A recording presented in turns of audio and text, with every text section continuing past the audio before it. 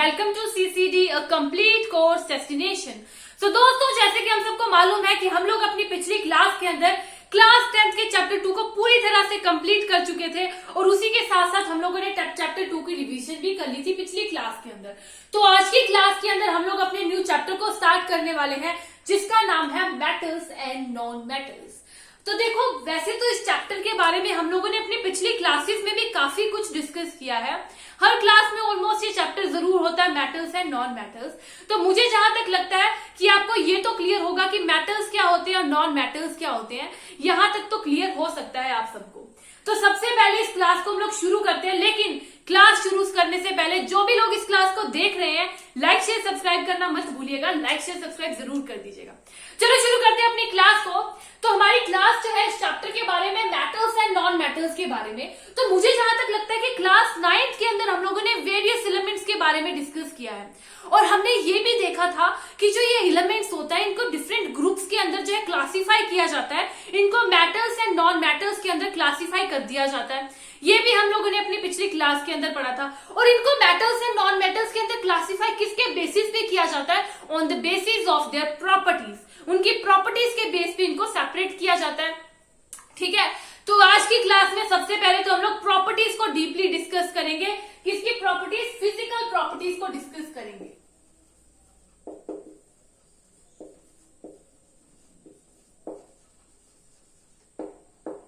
हम लोग डिस्कस करने वाले हैं अबाउट फिजिकल प्रॉपर्टीज। ठीक है, तो फिजिकल प्रॉपर्टीज के बेस पे अगर हमें किसी चीज को सेपरेट करना पड़े ना, दो ग्रुप्स में बांटना पड़े, तो बहुत ही ज्यादा आसान हो जाता है हमारे लिए। फिजिकल प्रॉपर्टीज होती क्या है? पहले तो हमें पता ये होना चाहिए कि फिजिकल प्रॉपर्टीज क्या है।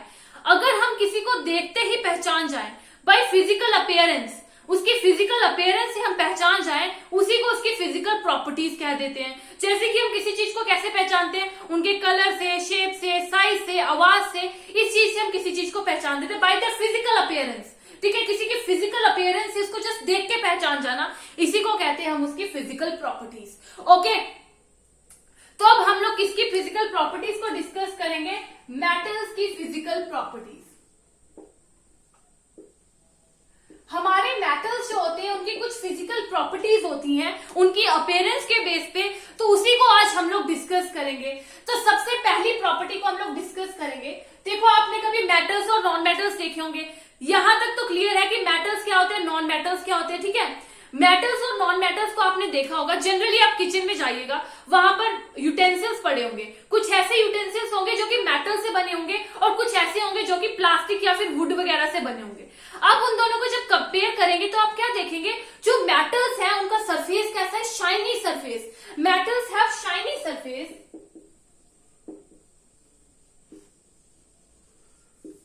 शाइनी सरफेस होते हैं मेटल्स के। सो ये जो प्रॉपर्टी है, this property is called lustrous. This property is called lustrous. This property is called, इस प्रॉपर्टी को क्या कह दिया जाएगा? लस्ट्रस। जिसके अंदर जो मेटल्स होते हैं उनके सरफेस होते हैं शाइनी। ठीक है, उसी को बोल देते हैं मेटल्स आर लस्ट्रस। ओके, ये तो हो गई हमारी फर्स्ट प्रॉपर्टी जिसमें हमने देख लिया कि मेटल के सरफेस शाइनी सरफेस होते हैं, बल्कि जो नॉन मेटल्स होते हैं उनके सरफेस डल सरफेस होते हैं। आप अपने घर के अंदर भी मेटल एंड नॉन मेटल को कंपेयर करके इस चीज को देख सकते हैं कि जो मेटल्स होंगे उनके शाइनी सरफेस होंगे, जो नॉन मेटल्स होंगे उनके डल सरफेस होंगे। ये तो हमारी फर्स्ट प्रॉपर्टी हो जाती है।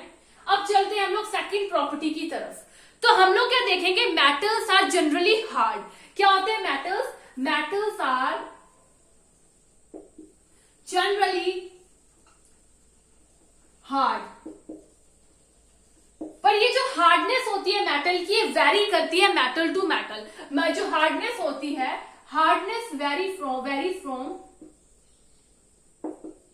Metals to metal.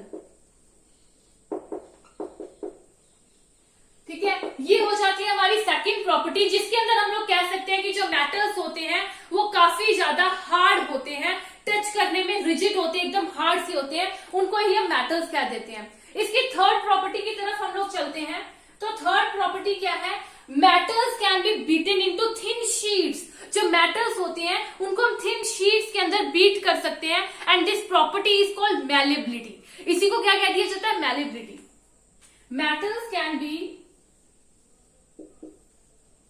beaten into thin sheets and this property of metals are called malleability। इसी को क्या कह दिया जाता है? मेटल्स की मैलेबिलिटी, कि मेटल्स को हम लोग जो है थिन शीट्स के अंदर जो है कन्वर्ट कर सकते हैं। इसकी एक एग्जांपल भी हमारे पास है। हम लोग किचन के अंदर एक एल्यूमिनियम फॉइल को यूज करते हैं। तो एल्यूमिनियम फॉइल जो है वो एक्चुअली किससे बना हुआ है? एल्यूमिनियम मेटल से। एल्यूमिनियम मेटल को थिन शीट्स के अंदर बीट किया गया, पतली पतली परतों के अंदर उसको कन्वर्ट किया गया और उसी को हम लोग बोल देते हैं एल्यूमिनियम फॉइल। ठीक है, ये हो गई हमारी थर्ड प्रॉपर्टी जिसमें हमने बात की कि मेटल्स को थिन शीट्स के अंदर कन्वर्ट कर सकते हैं और उसी को मैलेबिलिटी बोलते हैं। ओके, फोर्थ प्रॉपर्टी क्या बोलती है मेटल्स की? Metals can be drawn into thin wires, पतली पतली वायर्स के अंदर उनको हम लोग चेंज कर सकते हैं and this property of metal is called its ductility. Metals can be beaten into, metals can be drawn into thin wires called ductility। इसी प्रॉपर्टी को क्या कह दिया गया? डक्टिलिटी। तो ये सोच के ना अब देखें कि कौन सा ऐसा मेटल होता है जो सबसे ज्यादा डक्टाइल होता है। So gold has highest ductility।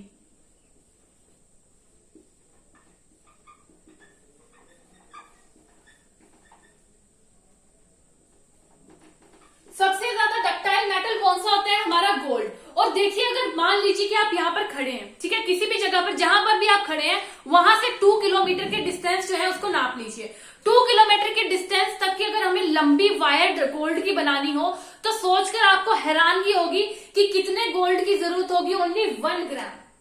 Only 1 gram gold से हम लोग जो है इतनी लंबी वायर जो है बना सकते हैं। मतलब कि गोल्ड की जो डक्टिलिटी होती है सबसे ज्यादा हाई होती है। ठीक है, ये हो जाती है हमारी फोर्थ प्रॉपर्टी जिसमें हमने कहा कि मेटल्स को हम लोग जो है थिन वायर्स के अंदर जो है ड्रॉ कर सकते हैं and this is called ductility. उसके बाद क्या आ जाता है? मेटल्स जो होते हैं, देखो मेटल्स की जो प्रॉपर्टी है मैलिबिलिटी एंड डक्टिलिटी, उसी की वजह से हम लोग जो है मेटल्स को डिफरेंट शेप्स दे सकते हैं, डिफरेंट साइज के बना सकते हैं अकॉर्डिंग टू आवर नीड। जैसी नीड है वैसे उसको कन्वर्ट कर सकते हैं। ठीक है, अब अगली प्रॉपर्टी क्या आती है? Metals are good conductor of heat and electricity. Metals are good conductor of heat and electricity। जो हमारे मेटल होते हैं उन वो गुड कंडक्टर होते हैं हीट एंड इलेक्ट्रिसिटी के।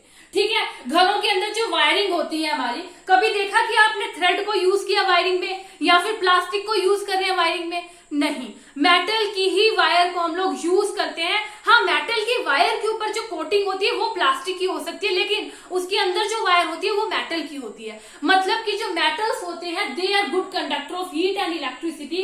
एंड इसके अंदर एक पॉइंट नोट कीजिएगा, बहुत इंपॉर्टेंट है। बेस्ट कंडक्टर कौन से होते हैं? Best conductor of heat.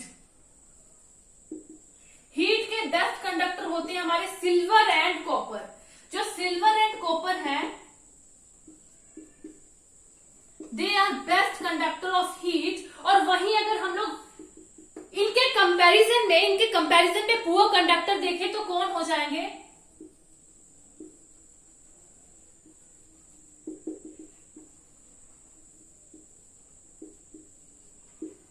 इनके कंपैरिजन में पुअर कंडक्टर कौन हो जाएंगे? हमारे मरकरी एंड लिड। जो मरकरी एंड लिड है, जो हमारे सिल्वर एंड कॉपर है, उनके कंपैरेटिवली पुअर कंडक्टर होंगे। ठीक है, ये तो हो गई हमारी फिफ्थ प्रॉपर्टी। उसके बाद हम लोग जाएंगे अपनी लास्ट प्रॉपर्टी की तरफ। मेटल्स की लास्ट प्रॉपर्टी क्या होगी? देखो आपके पास अगर मेटल है उसको एक हार्ड सरफेस के साथ जो है, हार्ड सरफेस के साथ स्ट्राइक करके देखिए, हमको क्या दिखेगा, हमको क्या पता लगेगा कि जो मेटल्स है उनकी एक रिंगिंग साउंड होगी, टन, इस तरह की कुछ आवाज आएगी।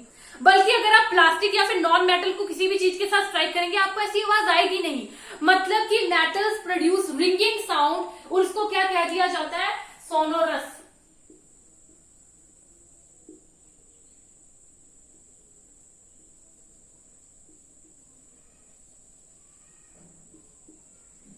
मेटल्स के साउंड कैसे होते हैं, सोनोरस, एक रिंगिंग साउंड प्रोड्यूस करते हैं हमारे मेटल्स।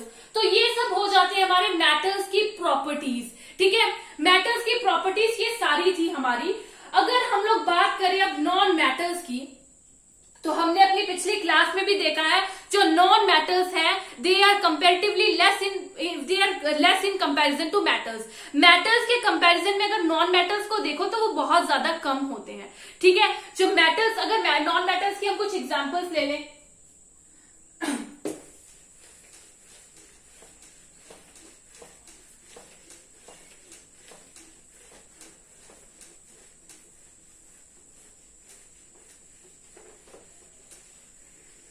तो नॉन मेटल्स की कुछ एग्जांपल्स ले लीजिए।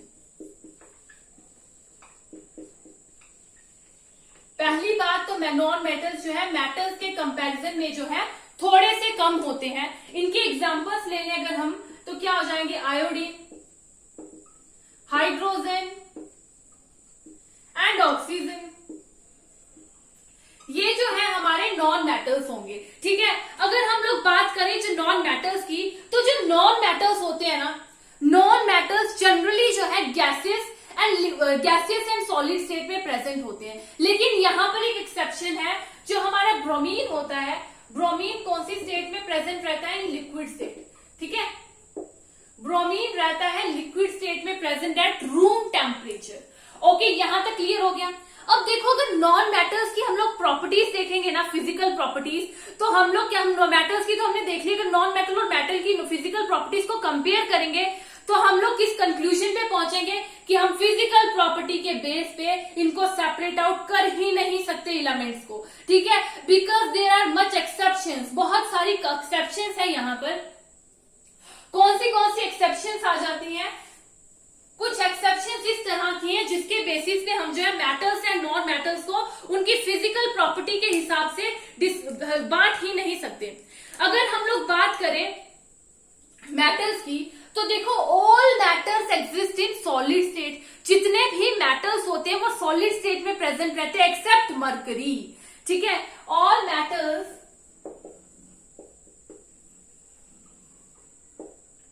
Present, or we can say exist in solid state except mercury, because mercury presents mercury exists in liquid state at room temperature.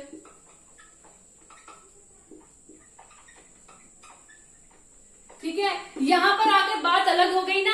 हमने कहा था कि जो मेटल्स होते हैं वो क्या होते हैं, सॉलिड होते हैं, और most of the metal solid होते भी हैं। लेकिन mercury is also metal, mercury भी एक मेटल है जो कि रूम टेम्परेचर पे क्या है, लिक्विड स्टेट में प्रेजेंट है। तो यहां पर आकर प्रॉब्लम आ गई। ठीक है, उसी तरह हमने क्या देखा था, जो मेटल्स होते हैं इनकी मेल्टिंग पॉइंट काफी हाई होता है। Melting point of metals are very high.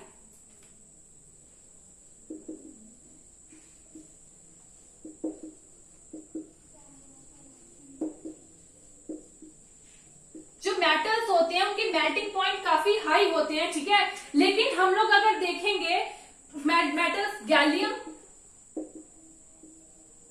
And caesium, अगर हम लोग गैलियम एंड सीजियम को देखें, दे आर ऑल्सो मेटल्स। ये भी क्या है, हमारे मेटल्स हैं, लेकिन इनका जो मेल्टिंग पॉइंट है वो बहुत ज्यादा लो है।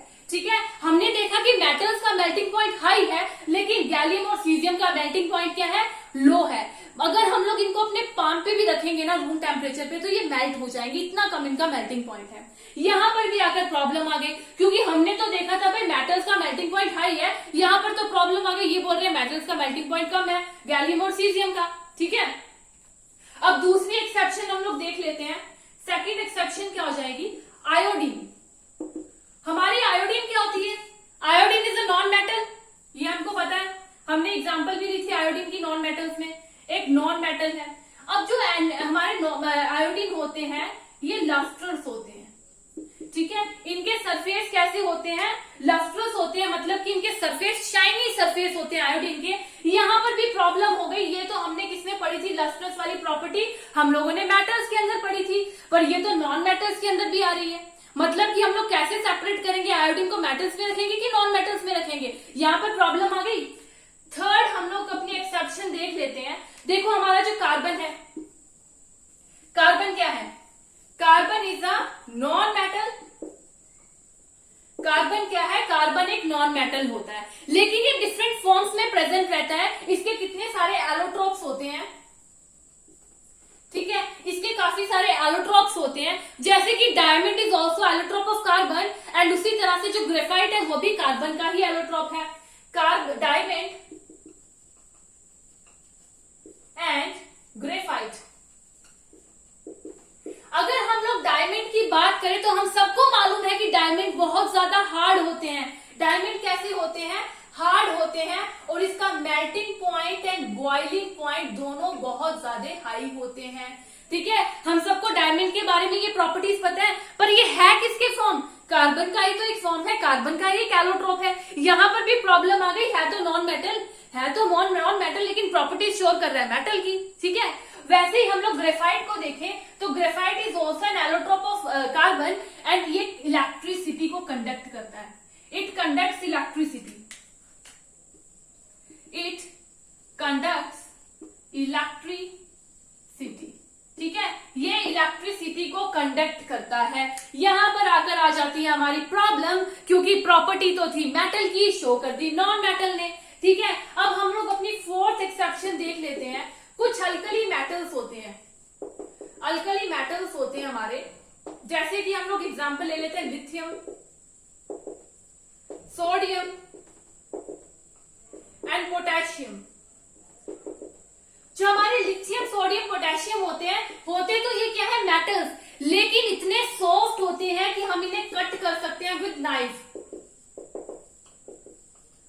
होते ये मेटल्स हैं, लेकिन इतने सॉफ्ट होते हैं कि इनको हम नाइफ से कट कर सकते हैं इजीली। मतलब कि यहाँ पर आकर प्रॉब्लम आती है तो मेटल्स पर शो ही नहीं कर रहे मेटल्स की प्रॉपर्टी। मेटल्स तो होते हैं हार्ड, कट करने की तो बात दूर की गई। तो यहाँ पर क्या है, अल्कली मेटल्स है लिथियम, सोडियम, पोटेशियम, जिनको हम लोग मेटल को कट कर सकते हैं, किससे, नाइफ से। और उसी के साथ साथ जो इसकी डेंसिटी एंड मेल्टिंग पॉइंट होता है वो लो होता है, low density and melting point. इसका मेल्टिंग पॉइंट और डेंसिटी काफी ज्यादा लो होते हैं, किसके, हमारे अल्कली मेटल्स के। तो यहां पर फिर से प्रॉब्लम आ गई, मतलब कि हम लोगों ने एक्सेप्शंस को देख लिया, फिजिकल प्रॉपर्टीज को देख लिया। अब हम लोग कह सकते हैं कि जो हमारे एलिमेंट्स हैं उनको हम लोग उनकी फिजिकल प्रॉपर्टी के बेस में सेपरेट क्लासिफाई नहीं कर सकते, इसके लिए हमें केमिकल प्रॉपर्टीज को देखना पड़ेगा। ठीक है, हम लोग केमिकल प्रॉपर्टीज को देखेंगे, क्योंकि फिजिकल प्रॉपर्टीज के बेस पे हम इसको सेपरेट कर ही नहीं सकते। ठीक है, देखो जो बहुत सारे मेटल्स होते हैं वो क्या करते हैं, मेटल्स जो है एसिड ऑक्साइड्स को रिलीज करते हैं जब वाटर के अंदर डिसॉल्व करें। लेकिन दूसरे ही तरफ हमारे जो नॉन मेटल्स होते हैं, जो हमारे नॉन मेटल्स होते हैं, ये एसिडिक ऑक्साइड्स को रिलीज करते हैं जब वाटर के अंदर डिसॉल्व करें। लेकिन जो मेटल्स होते हैं वो बेसिक ऑक्साइड्स को रिलीज करते हैं जब वाटर के अंदर डिसॉल्व करें। तो इसके बाद हम लोग ये सेक्शन तो जो हमारा था प्रॉपर्टीज वाला, फिजिकल प्रॉपर्टीज वाला सेक्शन यहीं पे खत्म होता है। और आज हम लोग इतना ही डिस्कस करेंगे, अगली क्लास के अंदर हम लोग केमिकल प्रॉपर्टीज को डिस्कस करेंगे। लेकिन इस सेक्शन के बाद कुछ क्वेश्चंस हैं जिससे कि हमारी अंडरस्टैंडिंग थोड़ी अच्छी हो सकती है, और हम लोग देख सकते हैं कि हम लोगों ने इस क्लास में कितना कुछ समझ लिया है। ठीक है, उन क्वेश्चंस को हम लोग डिस्कस कर लेंगे। कुछ 2-4 क्वेश्चंस होंगे जो कि हमारे एनसीईआरटी के टेक्स्ट बुक के अंदर दिया होंगे, तो उसको हम लोग एक बार डिस्कस कर लेते हैं। और इंपॉर्टेंट क्वेश्चन है, क्या क्वेश्चन है हमारा, give an example of a metal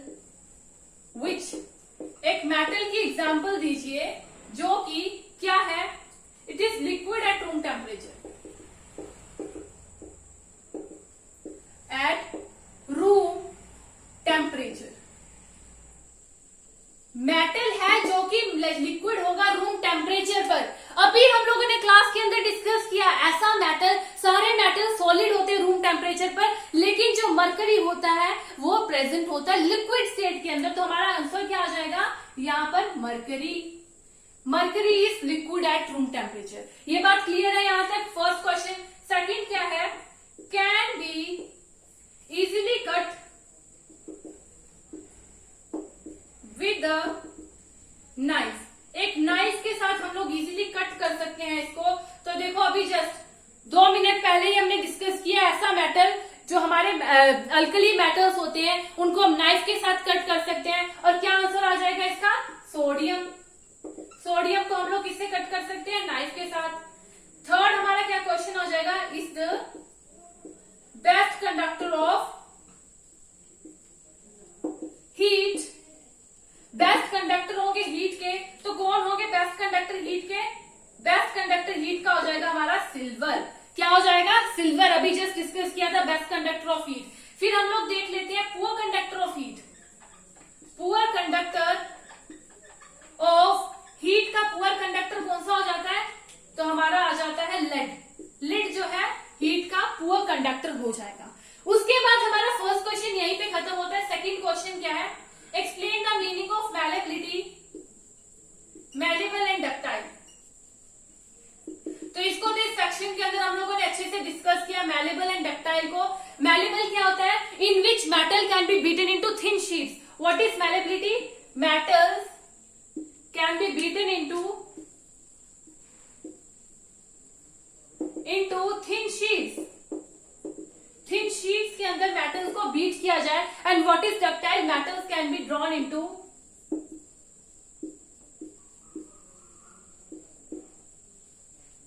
thin wires.